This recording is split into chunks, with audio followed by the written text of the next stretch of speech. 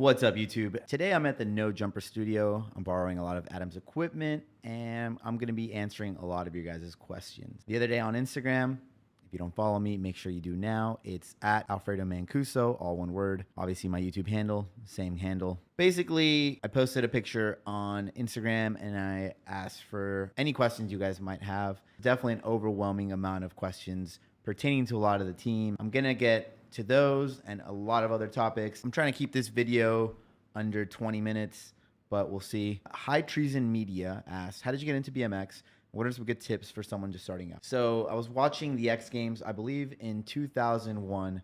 Yes, that was over like 16 years ago now. Dave Mirra had just done a double backflip in San Francisco. I want to say in 2000, maybe 99. I forgot where the footage was from. And I just thought it was so impressive. So ever since that day, it just left a mark in my mind. Ever since that day, it just really left a mark on me. And RIP to Dave Mirra. It's been 2 years now. But hey, man, he's always in my heart and the heart of a ton of BMX riders. So big shout out to Dave Mirra. That's who got me started in this whole BMX thing. As far as some good tips for someone just starting out, the most important thing I can always recommend is to just have fun. A lot of people are stressed with life, becoming pro, getting sponsored, getting noticed, all these other things when it comes to BMX and obviously your day-to-day life. But I think that if you focus your time and energy on something positive and it's more about having fun with your friends and progressing your own skills, then you'll have better luck and you'll actually have an opportunity maybe down the road to pursue this career. I will say, much like many arts, music, drawing, it's a very hard life.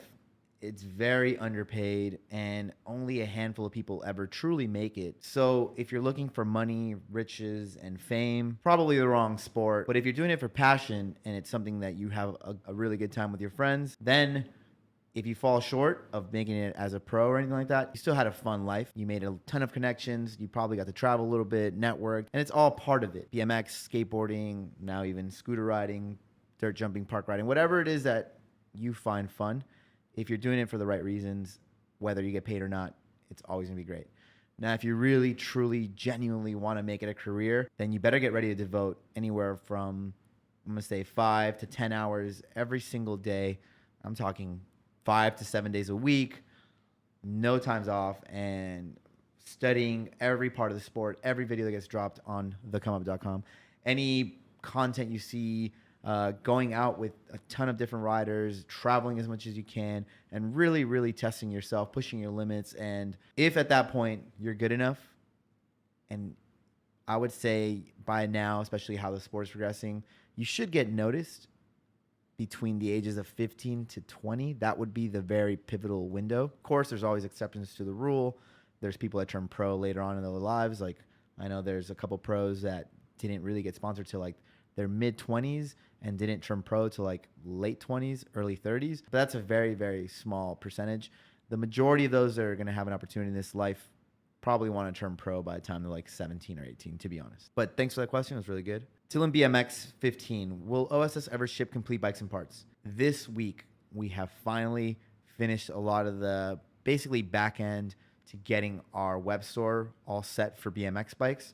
So look for the beginning of October. We should have bikes online ready to ship worldwide. Same thing with parts and everything. So we're going to be converting the Come Up from just like a BMX website and a apparel retail store to a full BMX mail order. SeanPaul.rw. How do you keep motivated to continue all that you're doing? For me, it's always a catalyst in itself to have so much on my plate. The more that I'm doing, the more it gives me energy and reason to move forward. It's not always easy. There's a lot of obstacles. There's a lot of complicated things that happen with business, with running brands, with having your friends work and ride for you, with other competitors, people that are trying to undermine you. But to be honest, the challenge is in itself the prize, because every day in my life is very interesting. It's all because of BMX. I have my whole livelihood to thank because of this two-wheel device. And we've taken it pretty far from a very modest, small blog that turned into a website, it turned into an online retail store, that turned into an actual brick and mortar store, to having a podcast, having various locations, to now expanding into the music world and all these other things that we've been able to do here at the Come Up first, on some shit LA, and now No Jumper. All that in itself is a prize, but now we have to take it to the next level, because if you're not progressing and you're just staying stagnant, then you might as well just die off. And for us, it basically is constantly renewing ourselves, re-engineering things, and retooling ourselves for what's practical and what's more contemporary. Danny's Kitchen 11, do you miss the Lakewood Hayter wall ride? That's where I learned the majority of my wall ride tricks. The only trick I didn't learn there were wall ride flares, but I'm pretty sure I could have done it by the end of it. But by the time that I got good at wall ride flares, they built an apartment complex in front of the Hayter Alley. If you know where that's at, shout out to you. If you don't, look up the Hayter Alley, Hayter. It's a pretty big staple in the scene of Long Beach, Lakewood. Ivan the Creator, how did you get your name out to the BMX community? So basically, I mean, I was sponsored at a pretty young age. By the time I was like 16, I already had a bike sponsor by the name of Axis Bikes, which is a brand that GT Bikes, the former owner of GT Bikes, Gary Turner, started. Basically, at that point, when you have a frame or a bike sponsor, you're on a website, you're on some sort of social media. And then if you're trying to pursue your career, you're obviously trying to network, meet new riders, go to all the contests. And I would say something that I've always been good at is being everywhere. So being ubiquitous. Basically, there was a contest, a jam, some sort of event, or a up-and-coming new skate park. Mancobra, my brother, and I would most likely be there. And we basically started by, like, if for those of you guys who don't know some of my earlier years, I grew up in South Central LA, so Compton, Watts area. And we came from a pretty underprivileged family. My dad passed away when I was very young. So basically, there was not a lot of money to go around to buy bike parts, to drive very far places. So what we did was we would get people that were in our community that either skateboarded, BMX, or scootered, and we would chip in, all of us, $2 or $3. We would put maybe 2 or 3 gallons of diesel fuel in this 1973 Mercedes that we had, and we would drive it literally over 100 miles a weekend to go to different skate parks and stuff like that. At the time, gas was pretty cheap. It was like $1.89 for a gallon of diesel, which, would get you 40 miles because it was a 5-cylinder car. So being everywhere, being friendly, funny, or standing out in some way definitely helped me. And then as I furthered my career, it was basically networking. The more people I knew, the more people could put me in touch with who they were working with. And like, hey, I know this guy. He's pretty cool. He's decent on a bike, whatnot.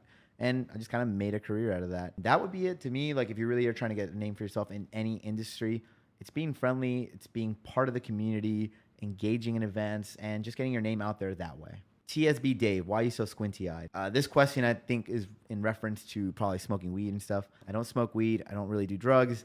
I go out probably once or twice a week. I don't drink all that heavy. I'm a pretty focused guy when it comes to our business.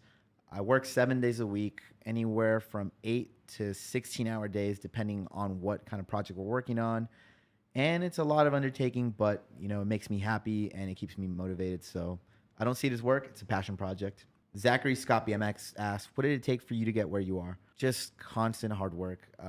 Literally, I've had months where I might have worked 30 days in a row, no breaks, upwards of 20, 22 hours in a day. Like when we were building this store, the original On Some Shit store in downtown LA, I basically put everything on myself.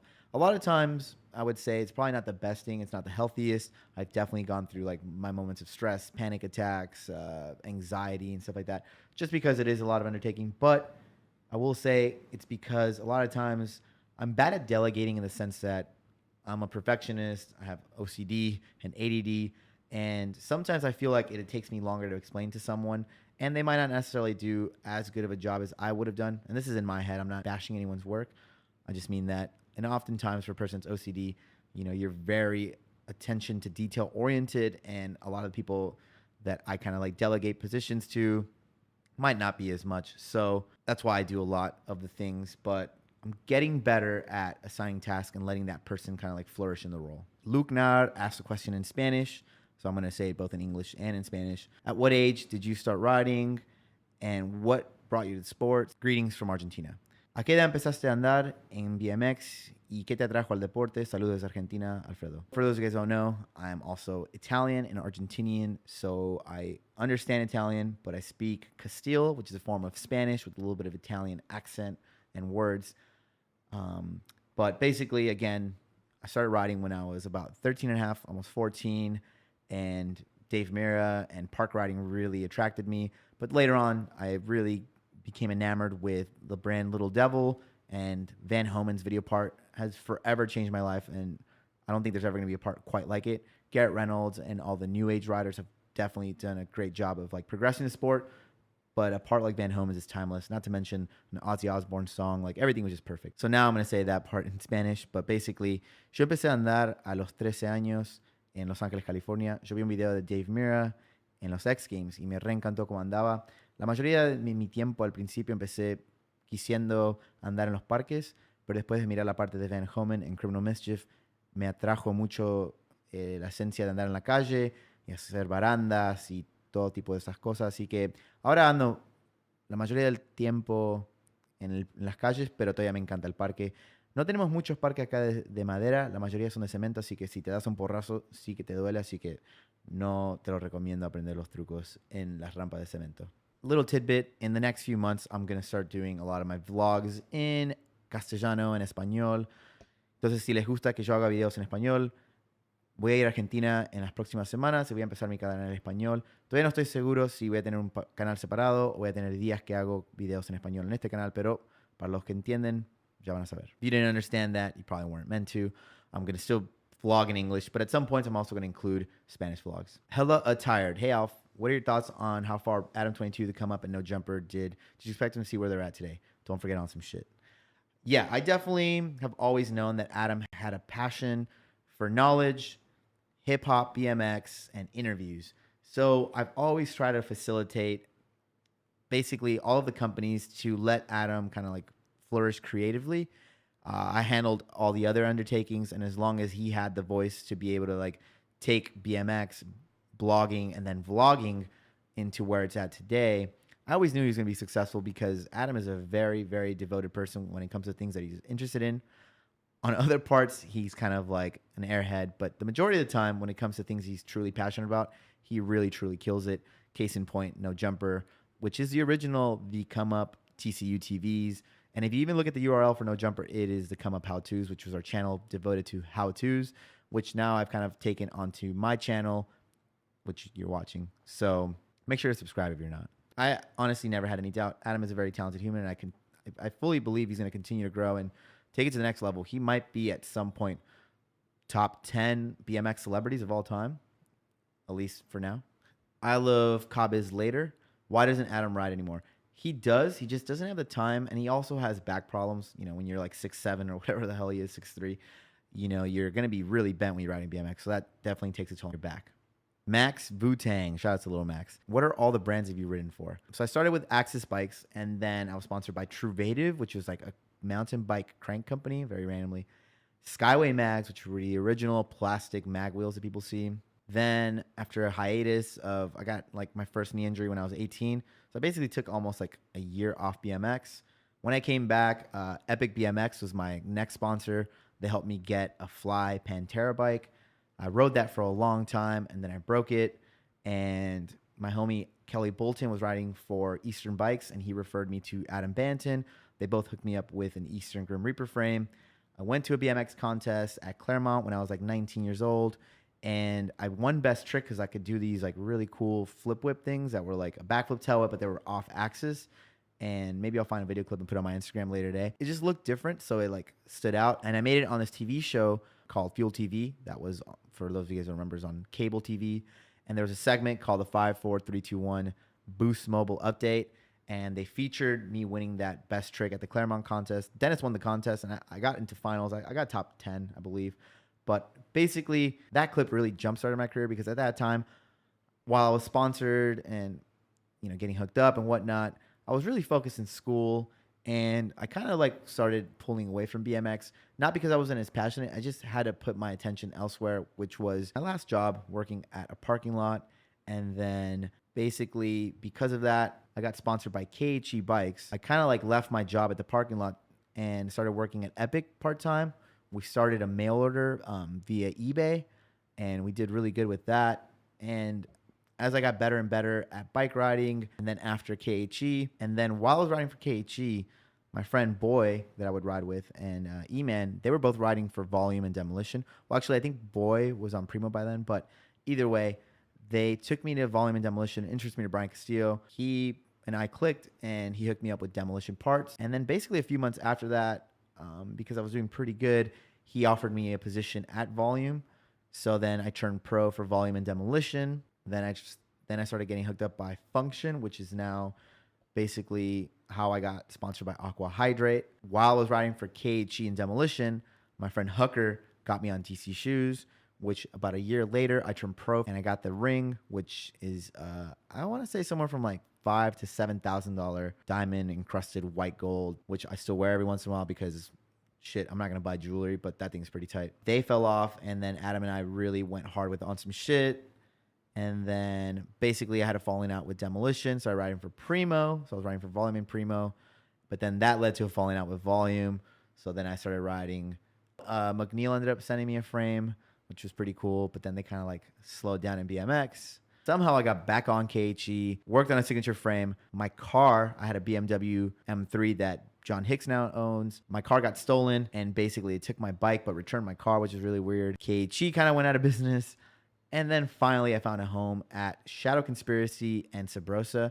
They had been hooking me up after I kind of parted with Primo through Shadow, but then working with Ron Bonner and being really cool with Ryan Scher. Eventually, they hooked me up with Sabrosa, and that's where I'm at today. So I ride for Sabrosa, Shadow Conspiracy, The Come Up, On Some Shit LA, Aqua Hydrates, and my newest sponsors this year have been Brooklyn Projects, the skate shop that's on Melrose.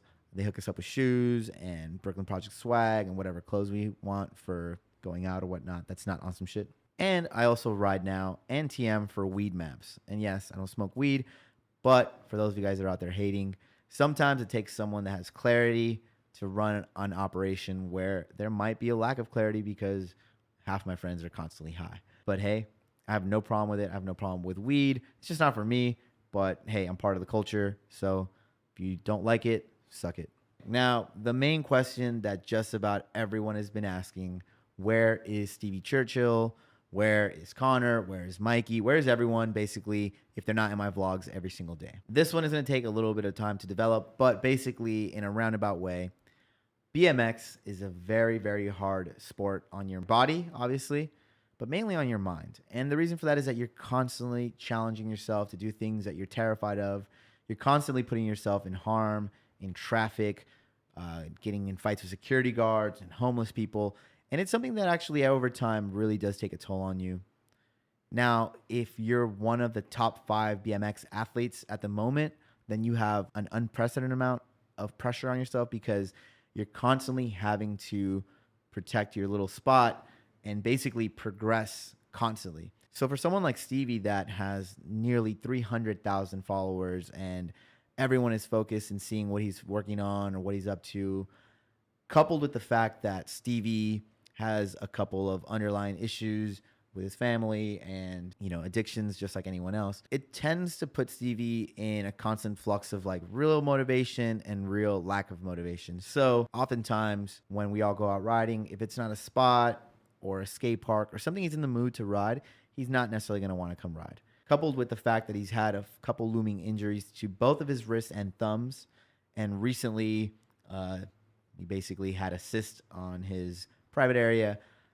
He's been kind of limited to riding for that reason. But oftentimes, just like anyone, we have problems with the family and stuff like that. So Stevie goes back home to visit. Connecticut is a very cold place. There's only one good skate park that Stevie really likes riding. So sometimes it's like you're limited to seeing what he's been up to because other projects for federal or maybe like longer term projects other than vlogs that we're working with on some shit, we don't drop every day, week, or even month. So you have to wait for that kind of footage. But basically, Stevie is at home right now in Connecticut. One of his friends unfortunately passed away last weekend, so he went out there to support the family and to have a jam. He'll be back soon, and he'll be riding again. But there's going to be times where he just kind of like goes under the radar. So, just bear with us. Obviously, you all want to know, but the comments do really get annoying when it's like a picture of my dog and it's like, where's Stevie? Respect the fact that not everyone wants to ride every single day. Not everyone wants to post content every single day. So that in a roundabout way, that's where Stevie went. Same thing with Mikey, Connor, and everybody else. They're all originally from somewhere else other than LA. So they're going to want to go back to Connecticut, Michigan, or wherever they're from to visit their family. So they're just not going to be in my vlogs or in the limelight constantly. But trust me, sometimes people ride without the camera on. It's a thing. So that's all I'm going to say about that. So I'm going to cut it short here. I'm going to answer 2 more questions, and then I got to get on to editing this, and I want to make it a little shorter. So I don't want to bore you with an hour-long Q&A. So it's not that we have a short time to live, but that we waste a lot of it.